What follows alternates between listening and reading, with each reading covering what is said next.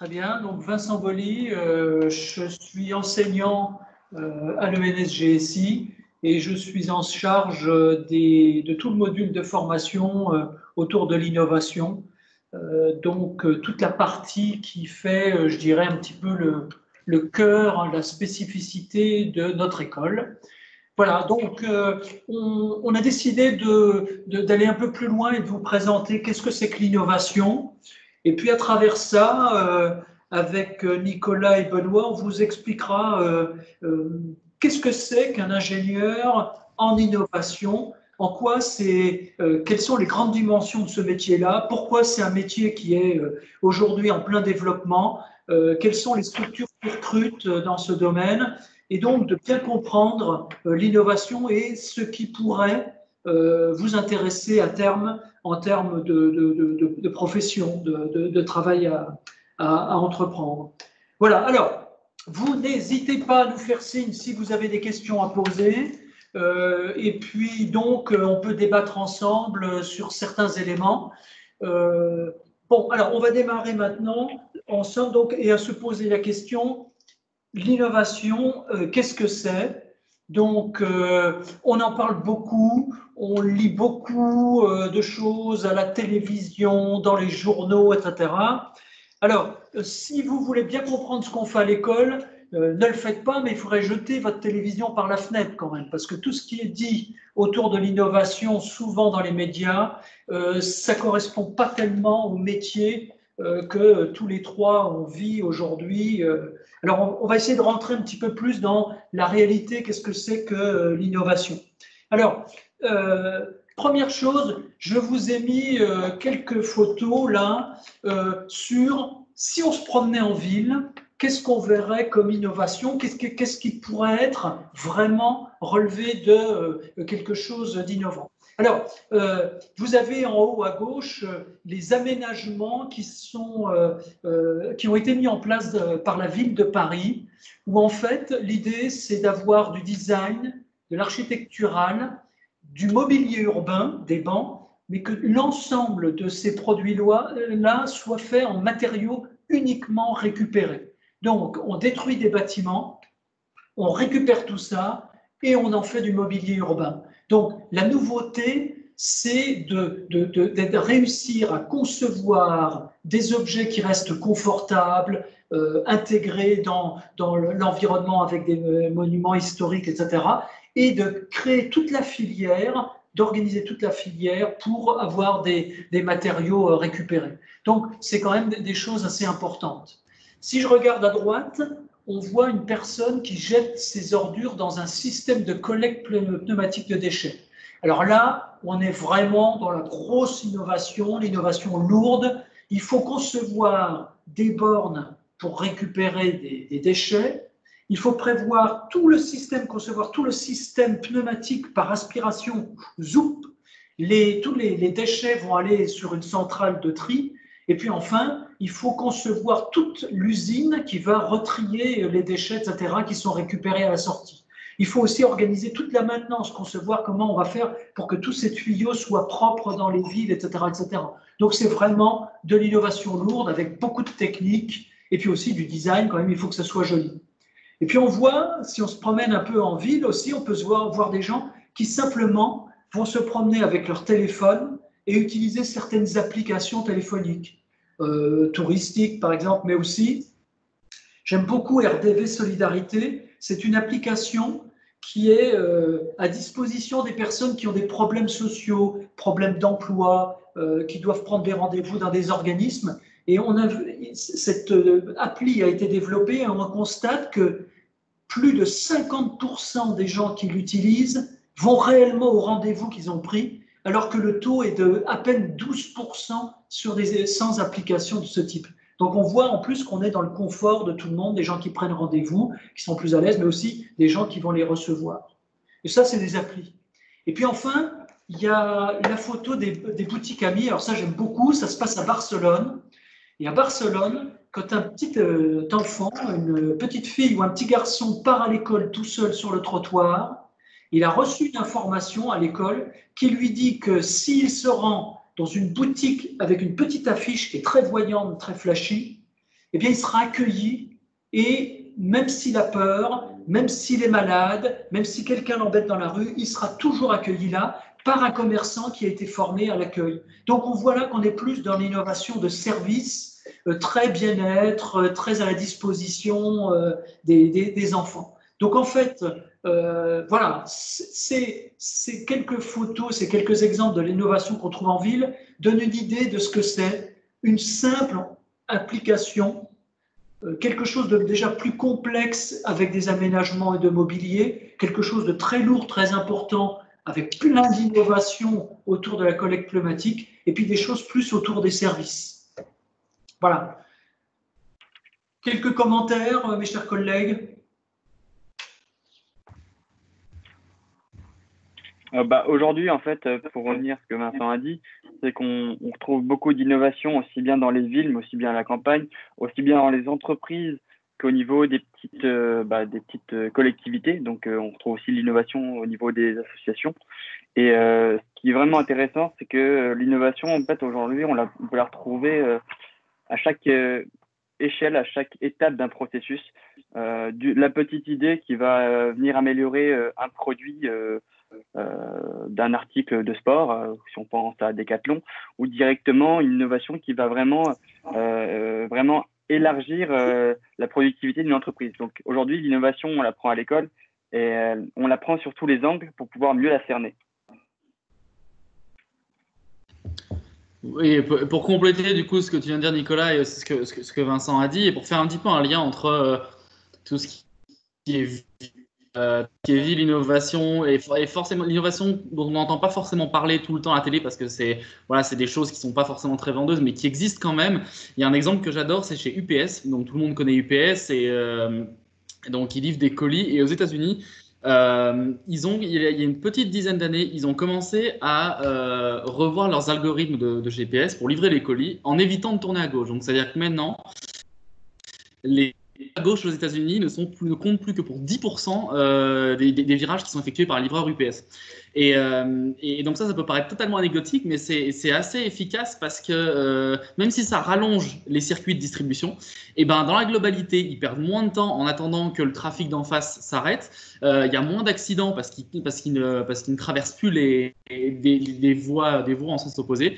Et ce qui fait qu'avec une simple innovation comme ça qui paraît toute bête, et ben par an en 2017, ils avaient réussi à livrer 350 000 colis en plus, tout en économisant quelque chose qui est monstrueux, qui est 37 millions de litres de carburant, parce que tout ça grâce à un simple concept d'optimisation.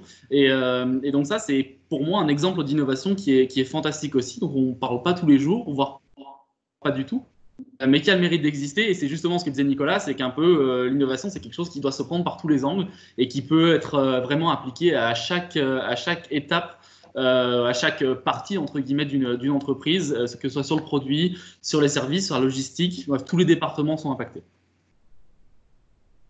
Oui, donc on voit bien que l'innovation, c'est Apple, c'est les Tesla, les voitures électriques, mais c'est beaucoup de choses de différentes dimensions. On s'est amusé aussi à regarder un petit peu ce qui s'était passé pendant la crise et le confinement et de voir est-ce que sur des périodes comme ça un peu compliquées, est-ce qu'il y a aussi toujours de l'innovation ou est-ce que ça s'arrête? Et en fait, c'est sacrément intéressant parce qu'on voit que dans cette période où les gens étaient confinés, ben, ils ont réussi à travailler tous ensemble pour faire de très très belles innovations. Alors, il y en a une que j'aime bien. Je ne suis pas fan de Lady Gaga, mais quand même, Lady Gaga, elle a lancé le concert à distance, accessible à tout le monde, et c'est une forme d'innovation culturelle en termes de loisirs, donc il se passe quelque chose. Si on prend le cas de la télémédecine, c'est sacrément intéressant parce que quasiment aujourd'hui, tous les médecins généralistes de France font de la télémédecine et de la téléconsultation, ce qui n'était pas vrai il y a encore quelques semaines. Et donc, les gens se sont mis à changer leur façon de travailler et donc on poussait à faire ça. J'aime bien aussi parler de l'éducation parce que nous, à l'école, dans cette crise, on a rechangé les cours, on a modifié des tas de choses, etc. Mais ce qui est intéressant, c'est qu'il y a un ministre de l'Éducation nationale qui avait dit au tout début du mois de janvier, la formation à distance, c'est un truc qui est intéressant, mais c'est à côté de l'école. Donc c'est bien, mais c'est à côté de l'école. Ça n'a rien à voir avec l'école. Il y a l'école et la formation à distance. Bon, on a vu quelques semaines après ce que ça donnait. Et puis, il y a quelques innovations qui ont été faites naturellement autour des masques. Au niveau de l'école, on a organisé une grande session de créativité sur toutes les entreprises de l'agglomération. Et il y a un nouveau modèle de masque qui a été conçu et qui aujourd'hui est vendu. Voilà. Il y a aussi toute cette histoire des entreprises du BTP qui sont toutes mises ensemble. Et en une semaine, tous les ingénieurs de ces entreprises de BTP de France ont conçu un hôpital de campagne qu'aujourd'hui on est capable d'installer en une demi-journée. On est capable de créer un hôpital temporaire. Et ça, c'est sacrément intéressant. Et puis, il y a le petit bip que j'aime bien, Don't stand so close to me. C'est en fait un petit bip. Si tout le monde a ce petit bip, ben, en fait, dès qu'on est à moins d'1,50 m de quelqu'un, il se met à biper. Donc, je trouve ça rigolo. C'est pas mal. Voilà.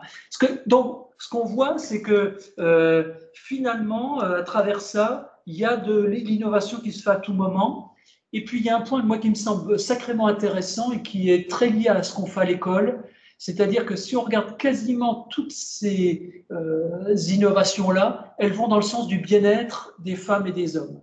C'est-à-dire qu'on est à la disposition des humains et on veut améliorer la vie des gens. Et je pense que c'est quand même un axe fort de l'école qui est de dire on fait de l'innovation au service des gens.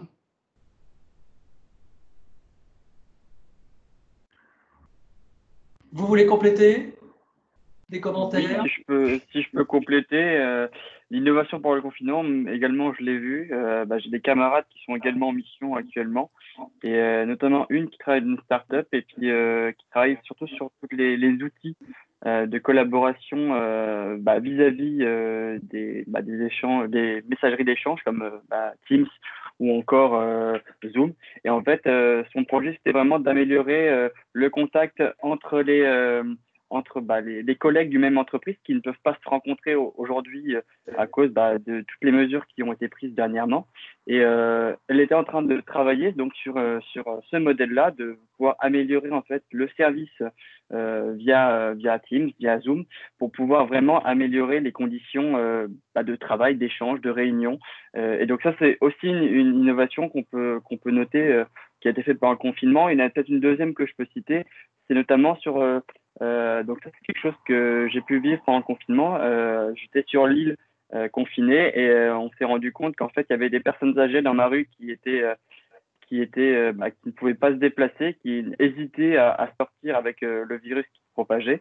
Et ce qui a été mis en place et ce qui a été un peu relayé sur les réseaux sociaux, c'est qu'il y avait une application qui a été mise en place pour pouvoir proposer d'aller faire les courses pour les personnes ne pouvant pas se déplacer.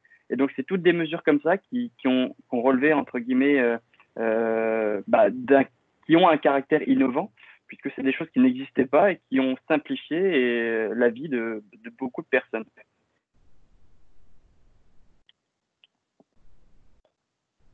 Alors, tu as cité quelque chose qui me semble important, que je voudrais reprendre, c'est le caractère innovant, le caractère nouveau de quelque chose.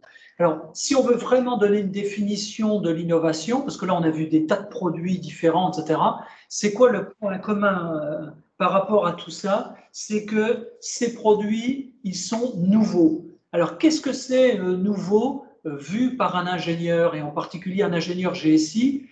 C'est quelque chose qui touche à 4 points qu'on a représentés ici sous forme de couleurs. 4 points, c'est-à-dire que quand on analyse une proposition, un nouveau produit, on va regarder 4 points pour savoir si réellement c'est quelque chose d'innovant et de nouveau. Alors le premier point, c'est est-ce que ça change la façon de travailler ou la façon d'utiliser de l'usager? Est-ce que ça change sa façon de faire? Alors, je vais prendre un exemple. On pourrait se dire, par exemple, que le Thermomix, c'est quand même pas très innovant, parce que c'est quoi? C'est un mixeur qui chauffe, en fait. Oui, mais si on regarde bien, les personnes qui se mettent à faire de la cuisine changent leur pratique. Elles utilisent moins la casserole, moins la poêle. Quand elles vont chercher des recettes, elles vont rechercher des recettes sur des sites particuliers. Conclusion, le Thermomix, il change quand même les pratiques culinaires des hommes et des femmes qui font la cuisine. Donc, on peut dire de ce côté-là que c'est quand même quelque chose qui est nouveau dans cette dimension de changer l'usage. L'autre point, c'est est-ce qu'on va changer la relation qu'il y a entre l'entreprise et l'utilisateur? C'est-à-dire, est-ce que je change la façon de travailler? Alors là, il y a un très bel exemple, c'est les distributeurs automatiques de billets. Avant, pour avoir de l'argent, et d'ailleurs les personnes âgées continuent à le faire, elles allaient à la poste, elles allaient au guichet, elles faisaient la queue et on leur donnait de l'argent. Aujourd'hui, vous vous présentez devant un distributeur, vous ne voyez plus l'individu et vous avez votre argent. Donc finalement, la prestation est la même, c'est toujours avoir du liquide, sauf que la relation a changé. Et donc ça fait partie de l'innovation. Ensuite, il y a un troisième point qui est représenté en rouge, c'est est-ce que je vais modifier vraiment fortement ce qui se passe dans mon environnement autour de moi. Et donc, quand je change vraiment totalement la relation. Regardez, si vous prenez l'exemple de la tablette et que vous voulez prendre un appartement aujourd'hui, eh bien, en fait, qu'est-ce qui va se passer? Vous allez vous retrouver devant un agent immobilier qui, lui, va avoir une tablette et qui va envoyer des informations à son bureau et qui va l'envoyer à son comptable et qui va vous envoyer un contrat. Donc, en fait, non seulement je change la façon de travailler des gens, mais aussi de toute l'organisation qui est tout autour. Donc, en fait, toute l'organisation autour de l'entreprise est modifiée. Donc ça, par exemple, c'est la tablette, elle a eu beaucoup d'éléments dans ce sens-là. Et puis enfin, il y a une autre chose qui est plus la couleur orange, c'est est-ce que même je change la façon dont les gens vont faire, alors le terme est un peu dur, mais du business entre eux. Donc est-ce que je change la façon dont se passent les transactions? Regardez, aujourd'hui, c'est quelque chose de spectaculaire.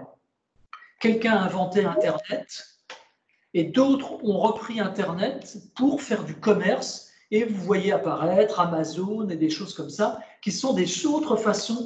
Et donc, on crée une technologie pour, par exemple, envoyer des informations à tout le monde, c'est Internet. Et puis finalement, les gens le récupèrent. Et puis finalement, il se passe des tas de choses. On va donc vendre différemment. On va se déplacer en voiture différemment.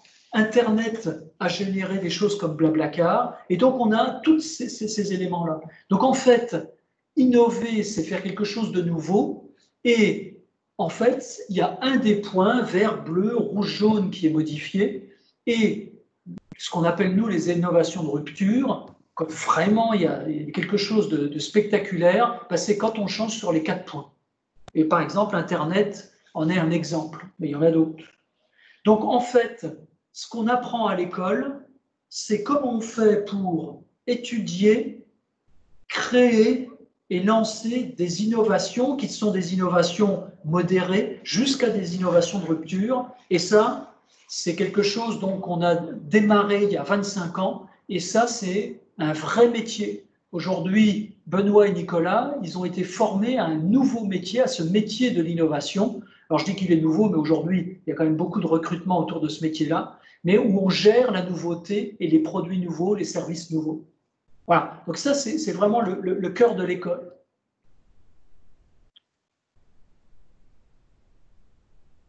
Des compléments qui vous viennent à l'esprit, Benoît, Nicolas? Je pense qu'en fait, pour donner des exemples, ce serait peut-être intéressant par rapport à qu'est-ce qu'une innovation de rupture, une innovation incrémentale. La plus simple qu'aujourd'hui, que tout le monde connaît et tout le monde a vu, c'est quand Apple a lancé par exemple son iPhone. Aujourd'hui, il n'y avait quasi aucun téléphone ou très peu de téléphones qui permettaient d'avoir du tactile, etc. Donc ça remonte à quand même il y a plus de 10 ans.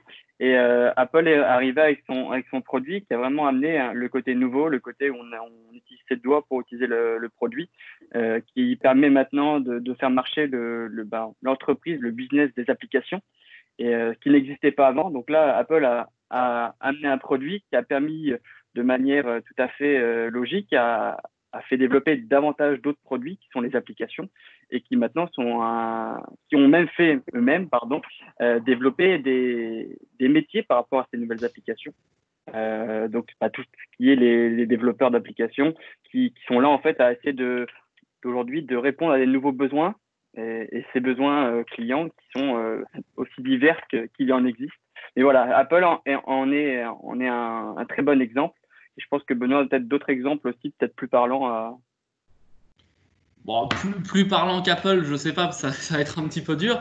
Non, mais aussi, ce qui est très intéressant, ce que tu as dit, c'est que non seulement il y avait l'iPhone, donc qui est vraiment l'innovation technologique pure, et après il y avait tout le reste derrière, tout le concept du marché qui est dématérialisé, du marché d'applications, l'App Store, et qui justement a fait que tout ce concept de chaque entreprise ou chaque produit peut avoir sa propre application dans un téléphone qui regroupe ça. Et pour moi, c'est vraiment ça qui a fait qui a contribué au succès de l'iPhone et après de tous les smartphones en général, hein, Android et autres. Et il y a aussi quelque chose, je voulais compléter ce que Vincent a dit, c'était par rapport à l'innovation, mais pas forcément visible, parce que je pense qu'on a souvent l'idée de l'innovation technologique, de voilà, un appareil photo de meilleure qualité, c'est une innovation, quelque chose qui fonctionne mieux, qui est plus performant qu'avant, c'est de l'innovation.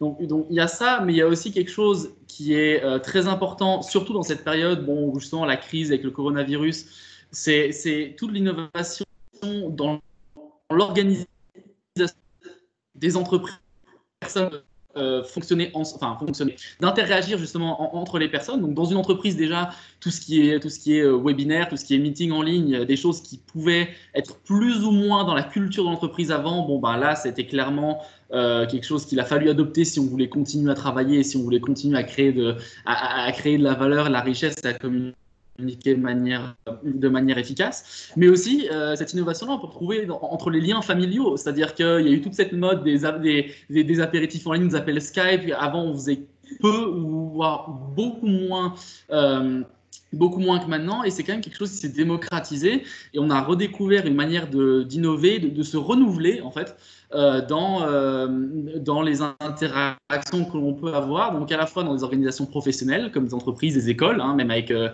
NSGSI et toutes les autres écoles en France, voire dans le monde, qui ont dû revoir leur système d'apprentissage, comment est-ce que je donne des cours à distance sans avoir la relation traditionnelle élève-professeur, et aussi dans des organisations qui sont plus familiales, personnelles, et essayer de chercher de nouvelles manières à garder un contact sans avoir la possibilité de se voir physiquement. Donc ça, c'est quand même aussi des innovations qui sont intéressantes, je pense, à noter, même si c'est moins technologique et moins peut-être disruptif, moins de rupture, mais c'est quand même quelque chose qui existe et qui est très intéressant de constater, et c'est justement ça qu'on étudie à l'école, et avec un œil un petit peu entraîné, c'est assez marrant de constater changements qui sont faits de manière plus ou moins naturelle tout au long de presque de la vie, enfin de la carrière professionnelle et même après. Ouais, et pour compléter ce que tu dis, il y a aussi des innovations qui sont quasiment culturelles. Je prendrai un exemple. Aujourd'hui, on a beaucoup de gens qui conçoivent des produits et qui mettent tous les plans en ligne. C'est-à-dire qu'on offre, voilà, on partage. Donc, on partage des logiciels qu'on améliore tous ensemble, on améliore des produits en se donnant les plans, etc. Et donc, il y a aussi toute cette culture du libre, de l'open innovation, où on a tout qui est partagé par les uns et par les autres. Ça, c'est des grands phénomènes qui sont nouveaux et qui touchent beaucoup de dimensions dans les vies des uns et des autres. Alors, je voudrais revenir sur un point qui a été dit là juste avant, c'est que, en fait, ce qu'on se rend compte, c'est qu'on a à la fois des innovations qui sont technologiques, d'autres plus de services, d'autres en termes d'organisation, et on voit qu'à chaque fois, c'est quand même des hommes et des femmes qui mettent ça en place. Je veux dire, derrière ça, il y a des gens. Et ça veut dire qu'à un moment donné, il y a un point qui est très important lié à la nouveauté, et donc qui est très important dans notre école, c'est que ces gens-là, à un moment donné, ils ont résolu un problème qu'ils ne savaient pas résoudre avant. Ils se sont mis à faire quelque chose qu'ils ne savaient pas faire avant. Donc, ils ont appris. Et finalement, un des points clés en innovation, c'est d'être capable d'apprendre à résoudre un nouveau problème, quelque chose qu'on va découvrir. Ce qui veut dire qu'à l'ENSGSI, il y a un point vraiment important, je ne sais pas ce que vous en pensez, mais qui est l'auto-apprentissage, c'est-à-dire être capable de comprendre comment on apprend. J'apprends à apprendre. Pourquoi? Parce que je vais être mis dans des situations. Je ne suis pas sûr que Benoît avait prévu et avait eu une formation sur comment on vend certains capteurs aux États-Unis. Il a dû l'apprendre. Je ne suis pas sûr que Nicolas soit le grand champion des bowling et autres. Et à un moment donné, il a dû apprendre à qu'est-ce que c'était que l'industrie du loisir. Et ça a été fait très très vite parce qu'ils savent apprendre. Je ne sais pas ce que vous en pensez de ça.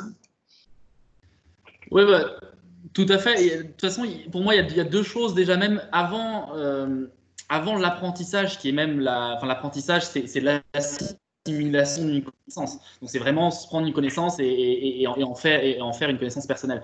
Même avant ça, il y a la recherche de l'information. Et ça, c'est quelque chose, c'est vraiment quelque chose qui est pour moi primordial, auquel on est confronté tous les jours et cette problématique va être de plus en plus important dans le futur. C'est vu la quantité d'informations qu'on a à disposition maintenant avec Internet, il faut savoir déjà de quoi on a besoin. Et ensuite, il faut savoir comment la chercher et où la chercher. Il faut apprendre à utiliser les bons moyens de recherche, donc c'est-à-dire adapter l'outil qu'on va utiliser en fonction du niveau de précision de la connaissance. Est-ce que je veux juste quelque chose qui est de l'ordre de la culture générale ou est-ce que j'ai besoin de quelque chose qui est tellement précis que je vais aller devoir le chercher dans une thèse doctorale, par exemple? C'est des choses qui arrivent. Est-ce que l'information que j'ai, est-ce que la qualité me paraît satisfaisante? Comment est-ce que je peux m'assurer de la véracité des informations? Donc, il y a tout cet aspect-là d'être efficace dans la recherche de l'information, pas perdre de temps, parce que, bon, après, il y a des choses, si jamais on ne sait pas comment chercher et où chercher, on peut prendre des heures, des jours, voire des mois avant de trouver quelque chose qui est pertinent et qu'on pourra vraiment utiliser. Donc ça, c'est un peu pour compléter ce que tu viens de dire. Et puis après, une fois qu'on a trouvé cette information et cette connaissance, il y a effectivement tout le processus après de prendre quelque chose qui est brut et qui est un petit peu impersonnel et comment faire en sorte de l'apprendre et de se l'approprier le plus rapidement possible de manière à ce que je puisse la réutiliser dans des contextes qui sont différents, que ce soit en entreprise ou autre. Et ça, effectivement, c'est quelque chose qui est extrêmement important. Il y a un gros accent qui est mis dessus, à l'ENSGSI. Et pour le coup, c'est vraiment une compétence qu'on utilise tous les jours au quotidien. Tous les jours, encore une fois, en entreprise et même ailleurs. Si on veut faire des recherches, tu prenais l'exemple d'un appartement. Voilà, si tu veux un appartement, il faut savoir chercher quel appartement avec plusieurs critères, etc. Et toute cette manière, toute cette logique qu'il y a derrière d'apprentissage, c'est quelque chose qui est primordial dans la vie quotidienne et surtout professionnellement. Tout à fait. Et puis, si je peux rebondir dessus, sur la manière d'apprendre, c'est quelque chose qu'on a pu présenter déjà hier avec Olivier et puis Laure, c'est qu'aujourd'hui, grâce à l'auto-apprentissage qu'on mène dans l'école, on nous apprend à apprendre correctement et à apprendre de la manière qu'on veut et qu'on aime faire, sans donner trop d'exemples. Aujourd'hui, tous les projets qu'on peut avoir en première année ingénieur ou en deuxième année ingénieur, ils vont être avec des entreprises dans différents secteurs, dans différents milieux. Et en première année, j'ai travaillé dans le monde du recyclage et du plastique. Voilà, je suis pas spécialisé dans le plastique, je suis pas spécialisé en chimie, mais j'ai dû apprendre à savoir c'était quoi les degrés d'exigence et les degrés de connaissances que je devais avoir pour pouvoir traiter ce projet. Donc c'est sûr que j'étais pas tout seul, mais voilà, on a dû tous ensemble dans le groupe projet réunir des compétences pour pouvoir mener à bien des expériences, les prototypes qu'on a dû mener. Donc ce qui conclut bien en le fait que l'innovation aujourd'hui elle est partout et elle se base déjà sur de l'information qu'il faudra chercher et qu'il faudra bien sûr se l'approprier. Alors, ce que vous dites fait le lien avec ce que on voulait vous présenter aussi maintenant, c'est-à-dire, une fois qu'on a compris qu'il y avait des innovations de différentes tailles, plutôt dans les services, plutôt dans l'organisation, etc., une fois qu'on a compris ce qu'était la nouveauté qu'il fallait gérer, on se dit quel est le job de quelqu'un qui fait ça? C'est quoi son profil? Comment il travaille? Alors, on va rentrer un petit peu, je vais dire, dans le dessous de l'iceberg, parce que, en fait, ce qu'on voit et ce qui est très médiatisé, c'est les gens, soi-disant extraordinaires et géniaux, qui ont mené des innovations. Et puis, on voit les produits, donc on voit des voitures, etc. Nous, on aime bien parler de Boursorama à Nancy, la première banque en ligne, parce que c'est des Nancéens qui l'ont lancée. Voilà, il y a par exemple une innovation qui fait le buzz en ce moment, c'est TechFugees, où grâce à une appli et en comprenant que des gens qui sont des réfugiés ont souvent quand même un téléphone, comment on les aide à se réinsérer dans les sociétés dans lesquelles ils arrivent, etc. Bon, bref, mais ça, c'est des gens et on voit ça. Mais en fait, ce qui nous intéresse, c'est le dessous de l'iceberg et de regarder vraiment ce que font les ingénieurs et les équipes qui réellement font vivre et lancer et fonctionner les projets innovants. Alors, si on regarde les quelques tâches clés, qu'est-ce que fait quelqu'un qui pilote l'innovation? Ben, on va retrouver quelque chose dont on vient de parler, c'est que la première chose, il faut comprendre, il faut savoir de quoi on parle, il faut connaître son sujet et le domaine dans lequel on travaille. Alors, ça veut dire que, comme l'a dit Benoît, il faut aller chercher de l'information. Et comme l'a reprécisé Nicolas, après, il faut l'intégrer, bien la comprendre et être capable de commencer à développer des choses autour de ça. Alors, j'ai pris un exemple sur lequel on a travaillé il y a quelque temps. Si vous voulez innover sur une fixation de ski, il faut aller sur le terrain, il faut les observer. Donc, en fait, à l'école, on a des techniques d'observation. Et par exemple, on a des dispositifs où on filme des séquences qui sont faites, par exemple, là, pour des sportifs. Et puis, grâce à certaines techniques, on va réanalyser les images pour vraiment bien comprendre comment ça fonctionne. Et puis, on va regarder le sportif qui est en train de skier, mais aussi on va regarder ce qu'il fait avant, comment il se prépare, comment il fait après, etc. Voilà. Il y a tout ce travail aussi de compréhension où on va rencontrer des experts. Donc, comment fait-on pour avoir un guide d'entretien et un questionnement auprès d'experts dans le domaine? Et puis enfin, il y a tout pour comprendre un sujet. Il y a aussi toutes les techniques modernes, par exemple la simulation. Donc, par exemple, voir comment, grâce à des logiciels et grâce à des avatars, comment fonctionne un skieur. Ça permet donc par des simulateurs, on va commencer à regarder les choses, et aussi avec des bancs d'essai. Et puis aussi, il y a une autre technique, c'est-à-dire comment je vais sur Internet. Et on a par exemple des étudiants qui ont travaillé dernièrement sur un objet sportif, là encore, avec Decathlon. Et en fait, l'idée, c'était d'aller sur les forums de sport pour essayer de voir ce que pensaient les sportifs des produits et ce qu'ils avaient envie comme nouveaux produits. Voilà. Donc ça, c'est un point clé, c'est la recherche d'informations et la compréhension. Et donc pour ça, il y a des techniques, il y a des méthodes et des technologies. Le deuxième point, c'est ce qui fait, je dirais que c'est le plus connu, c'est, on va dire, pour faire simple, c'est la créativité. Donc à l'école, on enseigne des techniques de créativité parce que un responsable d'innovation, une fois qu'il a bien compris son sujet, avec d'autres, il va créer, il faut générer des idées. Donc, il faut y aller, il faut avoir des post-it avec plein d'idées, il faut générer des choses, on travaille tous ensemble de manière un peu débridée, assez libre, et on doit trouver des pistes, des idées de nouveaux produits. Voilà. Alors ça, c'est ce qui est bien connu, c'est le brainstorming, des choses comme ça, mais il y a aussi des façons un peu plus sophistiquées. Aujourd'hui, on a des outils pour aller sur Internet et on va faire des nuages de points avec des informations.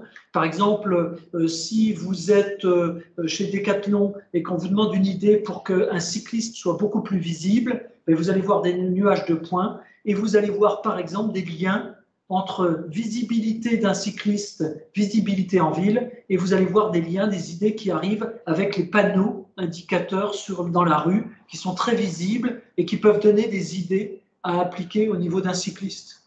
Et puis, il y a des techniques très sophistiquées. Donc, on a une plateforme expérimentale à l'école, un Fab Living Lab, où, par exemple, on utilise beaucoup la réalité augmentée et on est capable de se déplacer dans des lieux pour trouver des idées, des pistes de nouveaux produits. certains des élèves ont travaillé, par exemple, sur un tire-tic. Eh ben, ils se sont promenés dans des forêts pendant je ne sais pas combien de temps, donc en réalité augmentée, quoi. Voilà, donc ça c'est la partie, je dirais, moi je dirais que c'est la partie vraiment fun. C'est toute cette partie où ça bouillonne et où il faut trouver des pistes d'idées. Juste pour ajouter quelque chose, c'est il y a de réelles techniques derrière. C'est vrai qu'en rentrant à l'école, donc moi c'était il y a 7 ans de ça, je me suis dit voilà, créer des idées. Moi je me considère pas comme étant quelqu'un de très créatif, comme on peut avoir cette image un petit peu des personnes qui ont des idées tout le temps sur tout, etc. Par contre, c'est quelque chose qui est assez facile à mettre en place une fois qu'il y a les bonnes techniques. C'est-à-dire qu'il y a vraiment des méthodes, il y a vraiment des astuces, entre guillemets, pour faire en sorte qu'une équipe, parce que la créativité, ça marche toujours mieux quand on est en équipe parce qu'il y a vraiment des rebonds d'idées et vraiment, quelque part, la surenchère, mais dans le sens positif du terme. Quelqu'un dit quelque chose, ah oui, mais si on faisait ça en plus, et c'est là où vraiment le côté intéressant avec tous les détails et toute la finesse de la créativité peut vraiment montrer son plein potentiel, mais voilà, il faut être créatif, il faut s'affranchir de plusieurs contraintes, de tout ce qui est faisabilité, etc. dans un premier temps. Mais pour ça, c'est vrai que, et c'est là où une formation spécifique a tout son intérêt, c'est qu'il y a des vraies méthodes qui peuvent être apprises et qui sont à mettre en place en entreprise, dans des petits groupes de projets et qui aident à ça. Donc, c'était juste voilà, pour compléter et puis pour rassurer entre guillemets les personnes qui étaient comme moi et qui auraient éventuellement un petit peu d'appréhension en se disant que voilà, ils sont pas très créatifs et qu'est-ce que je vais faire pendant une journée, voilà. Donc c'est pas le cas et au final c'est des méthodes qui portent réellement leurs fruits. Et si je peux rajouter quelque chose, ben voilà, une des phrases que j'ai retenues pendant la formation, c'est que au tout début, avant d'assister au cours de créativité, la première question que l'enseignant demande, c'est demande à tous les étudiants pour savoir qui se sent créatif. On a une bonne proportion d'élèves qui lèvent la main, qui se sentent créatifs. Et la même question est reposée à la fin du cours. Et on se rend compte que la proportion de personnes créatives n'est plus de 1/3, mais de quasi 100%, puisque on leur a montré que tout le monde peut être créatif, tout le monde a des idées. Elles ne sont pas forcément tous exprimées, mais avec un peu d'aide, avec les outils que Benoît à expliquer, on montre que tout le monde peut l'être et tout le monde peut avoir des idées, tout le monde peut être créatif et sortir, alors peut-être pas la meilleure innovation, mais peut-être une piste d'innovation. Ouais, pour donner un exemple de méthode, par exemple, il y en a une que j'aime bien, c'est le biomimétisme, c'est de regarder ce qui se passe dans la nature, vraiment l'étudier finement et de voir si on peut le réappliquer à autre chose. Et un des exemples, c'est les pattes de gecko. Vous avez déjà vu ces petits lézards qui se baladent et puis hop, qui attrapent pas les insectes. En fait, si on étudie les pattes du gecko, on se rend compte qu'en fait, c'est des milliers de microfils qui sont sous leurs pattes et qui se terminent par une toute petite ventouse. Donc, c'est pas quelque chose qui adhère, c'est vraiment la multiplicité des fils qui font qu'ils arrivent à s'accrocher n'importe où. En fait, si on arrive à reproduire ça chimiquement, non plus d'avoir une colle qui est toute une pâte bien lisse, mais une pâte qui fait des tas de grumeaux sous forme de petits fils comme ça, on arrive à un super produit et on arrive à développer des colles extraordinaires. Donc voilà par exemple une technique qu'on utilise, le biomimétisme, et il y en a beaucoup d'autres. Alors on a vu que, si je récapitule, il faut chercher de l'information, bien comprendre son problème, et puis ensuite générer des idées, etc. Et puis c'est l'étape d'après, pour un ingénieur GSI, ça va être de préciser les choses, de commencer à faire des études. Alors, on va étudier quoi? Comme on est des GSI, on veut tout mettre au point, on veut que tout soit combiné à la fois. C'est-à-dire qu'on ne va pas faire qu'une étude technique. Donc, on va par exemple s'intéresser à tout ce qui est environnemental. Et on va commencer à préciser les choses en termes d'impact, par exemple CO2, quantité de déchets, etc. Donc, on va utiliser des méthodes pour essayer de voir quelles seraient les conséquences de mon produit ou de mon service en termes d'environnement. Je vais aussi assumer le fait que c'est à moi d'étudier les aspects financiers. Donc, je veux savoir combien ça coûte, etc., pour pouvoir comparer des solutions, pour pouvoir pas partir dans une direction qui finalement, après ça, s'avérera non rentable pour l'entreprise.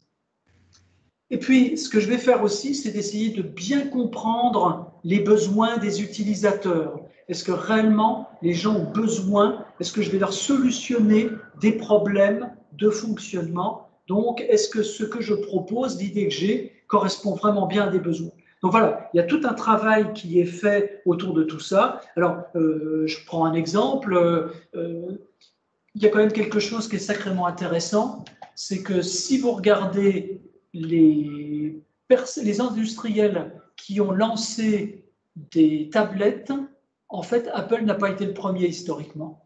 N'empêche que c'est eux qui ont été les premiers à parfaitement comprendre le besoin des utilisateurs. Ça, c'est intéressant. Et puis ce que j'aime bien aussi, c'est les exemples où on voit les entreprises qui se sont trompées. Regardez, l'entreprise Bic, elle a fait vraiment, alors là, c'est une belle innovation de rupture avec le stylo Bic qui a remplacé le porte-plume, le stylo à encre. Donc ça, c'est extraordinaire. Et Bic, donc, utilise des méthodes comme ça. Et puis un jour, ils ont fait un projet où ils sont allés très très vite, beaucoup trop vite, et ils n'ont pas fait d'études d'analyse de besoins. Et ils ont inventé le parfum sans emballage, c'est-à-dire un parfum qui est dans une boîte en plastique toute moche, qui se vendait dans les stations-service. Ben ça n'a pas marché. Parce que le besoin fondamental des gens, quand on achète un parfum, il y a une notion d'image, de subjectif qu'on veut trouver. Et donc voilà, et donc toute cette partie de repréciser les choses et réétudier les choses, c'est un des jobs importants pour un spécialiste de l'innovation.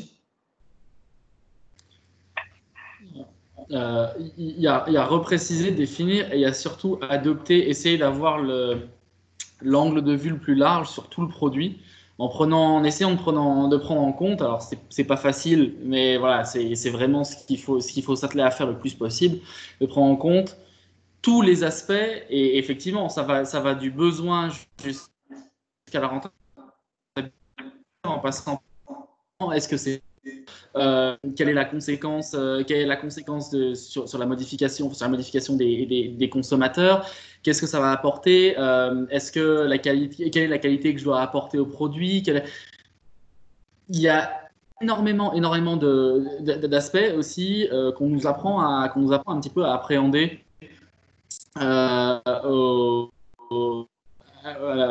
par exemple au niveau de la formation. Et par exemple, en ayant une expérience personnelle, c'était une entreprise qui est bien implantée en France et en Europe, donc qui est la même, celle pour laquelle je travaille. On se lance aux États-Unis, les premiers pas, sauf que la question c'est d'accord, mais comment est-ce qu'on fait pour déjà exister en tant que tel, en tant qu'entreprise aux États-Unis?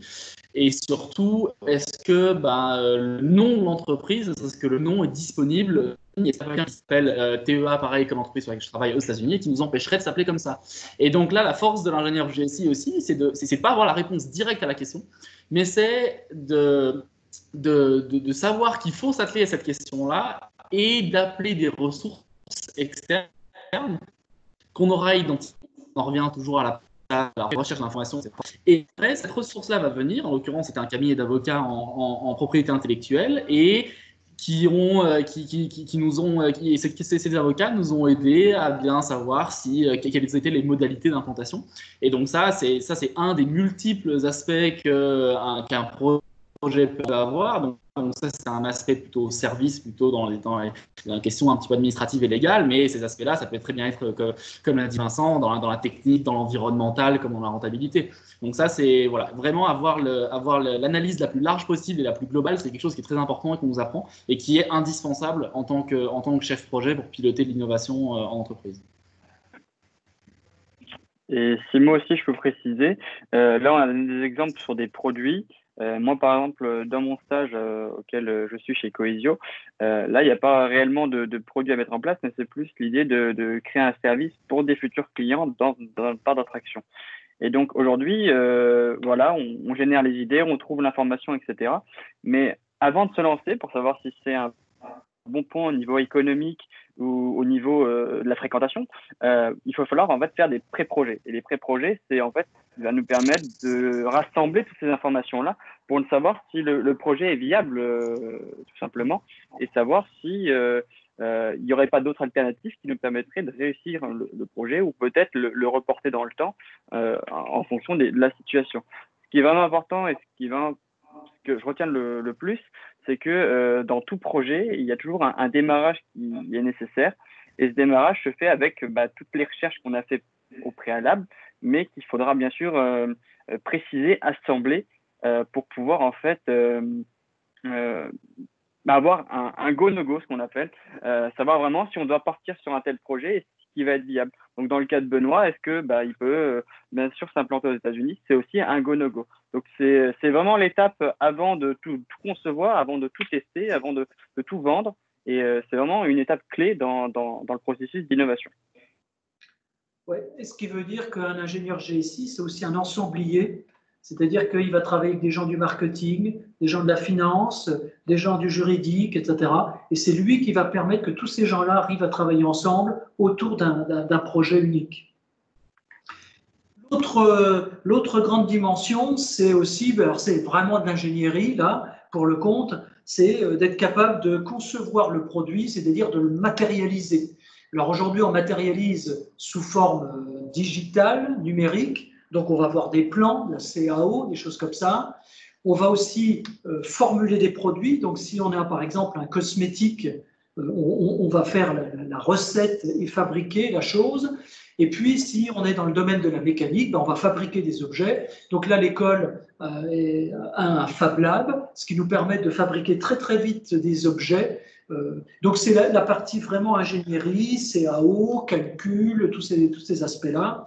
Et comme il a été dit avant, mais très vite, et c'est ce que suggérait Nicolas, c'est que très vite, du coup, avec ces objets-là, je vais pouvoir tester l'acceptabilité. Est-ce que ça fonctionne déjà? Est-ce que techniquement ça fonctionne? Ou est-ce qu'il faut que je refasse une autre version? Et puis, est-ce que ça plaît aux gens? Est-ce qu'ils sont prêts à l'utiliser? Dans quelles conditions? Et là, je vais pouvoir aller plus loin dans mes tests parce que donc j'ai ces objets. Alors, pour tester les objets, on a différentes techniques. On apprend aux étudiants à faire des enquêtes d'acceptabilité, choses comme ça. Mais aussi, là encore, il y a des techniques. Alors, c'est le petit dessin qu'on voit en bas à droite. On utilise par exemple du ice tracking, c'est-à-dire qu'on fait tester à des utilisateurs un produit et en même temps on filme la rétine de leurs yeux pour voir ceux qui regardent, s'ils ont bien compris comment ça fonctionne, etc. Donc là, par exemple, sur ma petite affiche, on voit qu'il y a quelque chose qui est intéressant, c'est que la zone rouge, c'est-à-dire la zone qui est la plus regardée, en fait, ce n'est pas la publicité, ce n'est pas le nom de l'entreprise. Donc les gens ont regardé l'affiche et ils ne sauront pas de quoi il s'agit. Donc voilà, on travaille sur des techniques de ce type. Et là, on est vraiment au cœur du métier de l'ingénieur où, à partir de tout ce qui a été préparé avant, je passe à la réalisation de l'objet. Alors, moi, ce que je dirais, c'est que c'est quand même le côté sympa. Hein. C'est-à-dire qu'à un moment donné, pour tous celles et tous ceux qui aiment bien voir le résultat de leur travail, c'est presque toucher du doigt le résultat. Ce n'est pas simplement des équations et des courbes. On arrive à un véritable objet. Et ça, c'est quand même intéressant.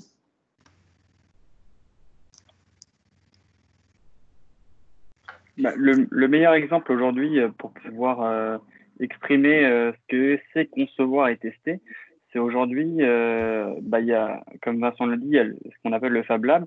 Et aujourd'hui, en fait, c'est un véritable espace où on peut être créatif, comme on l'a parlé avant, mais où on va pouvoir en fait tester, faire des prototypes, des pièces de manière très rapide afin de savoir si la pièce fonctionne.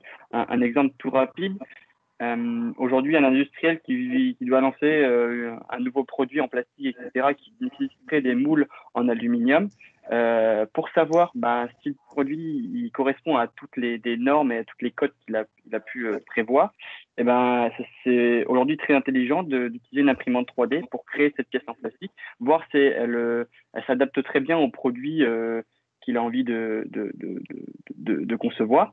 Et voilà, si aujourd'hui la pièce est ratée, n'est pas aux bonnes cotes, mais a été fabriquée une imprimante 3D, il y a un gain d'argent, il y a un gain de temps, et il y a surtout l'idée qu'on va pouvoir recommencer avec cette nouvelle technologie, ce qui n'existait pas dans le passé, et ce qui permet aujourd'hui de pouvoir accélérer et vraiment proposer des produits toujours plus innovants, mais toujours plus intelligents dans leur conception.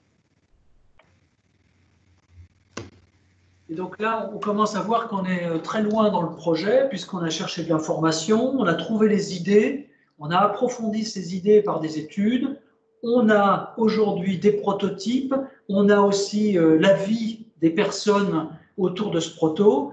Alors on peut refaire une autre génération, une troisième, on affine les choses, et arrive le moment où il faut lancer le projet.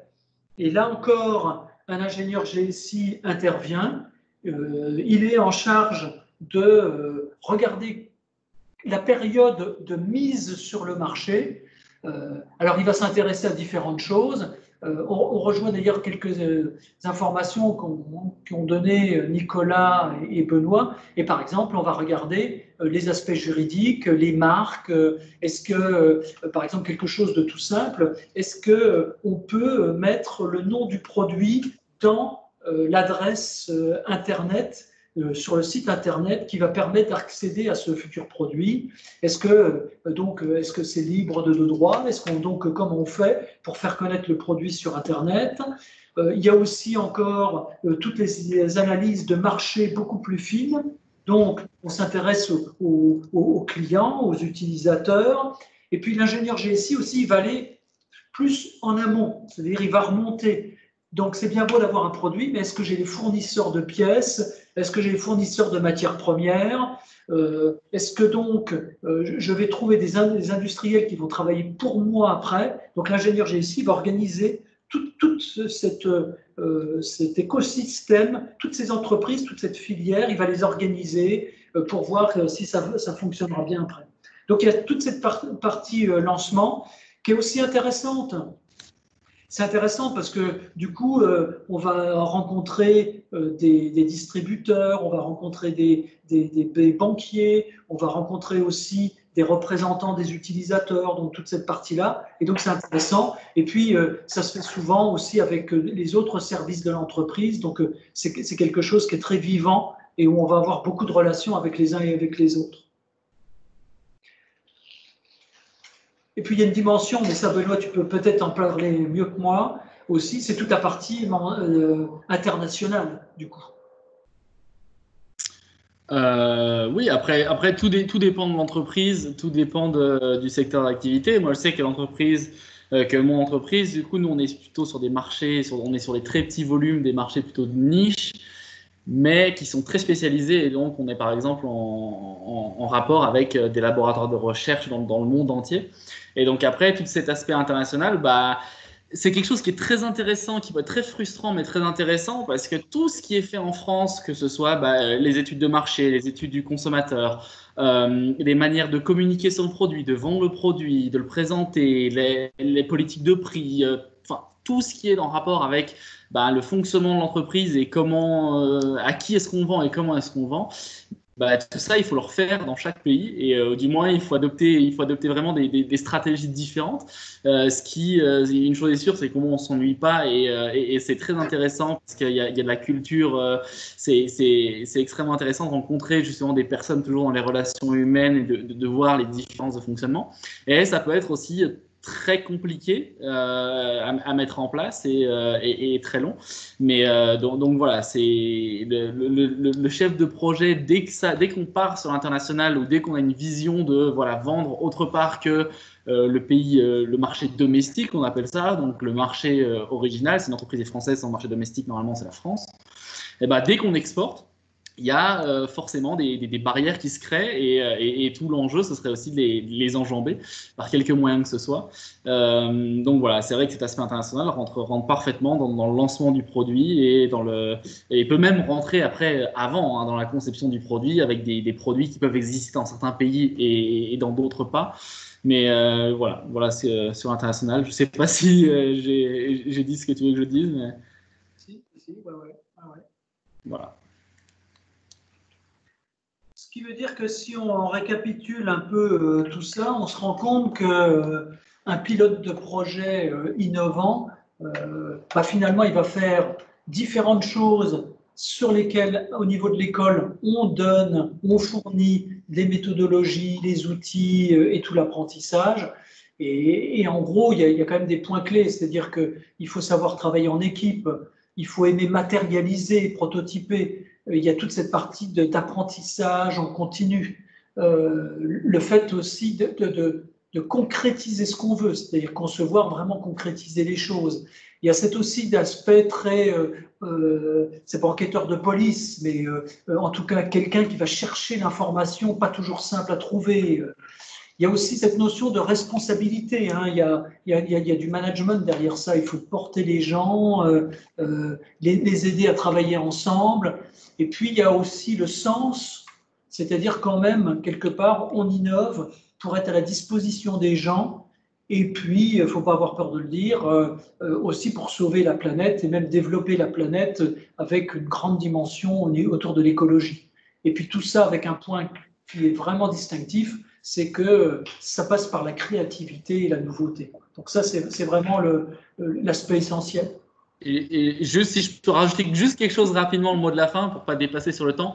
C'est vrai qu'on a parlé aussi voilà, d'être au service des gens, faire de l'innovation pour les gens et pour améliorer un petit peu tout ce qui peut être qualité de vie, tout ça.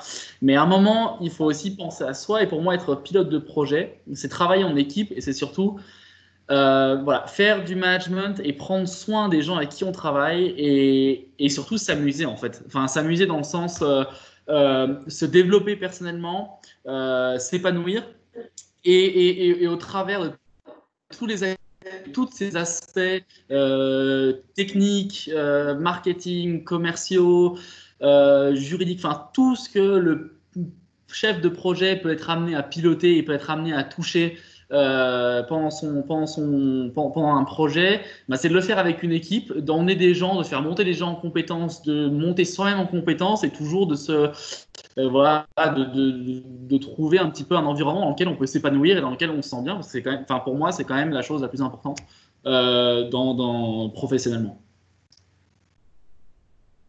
Nicolas, quelques points sur une prise de recul, un résumé final. Alors moi, le petit résumé que je pourrais faire, c'est aujourd'hui l'innovation, bah, c'est une des premières phrases que je vais dire, on la retrouve partout. Et même si aujourd'hui, avec l'école, on est formé pour être chef de projet, qu'on doit savoir un maximum de connaissances, enfin, c'est vrai et c'est faux. Aujourd'hui, on doit monter en compétence sur tous les domaines, mais toujours les domaines qui nous sont chers et auxquels on prend du plaisir à les aborder. Mais ce que dit Benoît et ce que je retiens, c'est qu'aujourd'hui, on n'est pas seul. Un projet ne peut pas se faire tout seul. Un projet ne se fera jamais seul. Et on aura toujours du monde qui sera là autour pour pouvoir le mener et pouvoir le mener en tout cas bien. Et aujourd'hui, l'innovation, même si aujourd'hui, avec l'école, on est formé pour être un chef de projet innovant, il y aura toujours un appui. Et même s'il y a des compétences qu'on n'a pas ou aussi bien sur le marketing ou des choses comme ça, où on n'est pas à l'aise, bah, il y aura toujours quelqu'un qui sera là pour nous aider et qui sera potentiellement peut-être leader dans cette partie-là. Aujourd'hui, l'ingénieur GSI ne doit pas être leader dans tous les domaines. Et avoir le fait d'avoir plusieurs casquettes, c'est vraiment quelque chose qui est innovant chez un chef de projet et qui est vraiment recherché dans les entreprises aujourd'hui. Ok, merci beaucoup. Donc ça donne une idée de ce qu'est l'innovation. J'espère que ça vous a éclairci les idées. Derrière ça, naturellement, il y a des offres d'emploi. On a dit dans les entreprises, dans les villes. On travaille actuellement, on va commencer à travailler avec des pompiers. On a une offre donc dans les casernes de pompiers, dans les théâtres, dans l'industrie du cinéma. Donc tous les secteurs aujourd'hui recrutent et veulent des spécialistes de ce qu'on vient de voir ensemble, l'innovation.